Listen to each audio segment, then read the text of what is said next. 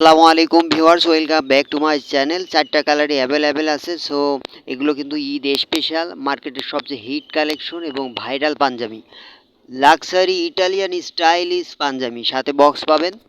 আপনার লাক্সারি ডিজাইনের original Italian cotton ফেব্রিকের কমপ্লেক্স এমব্রয়ডারি কাজ করা সুপার প্রিমিয়াম পাঞ্জাবি কালেকশন।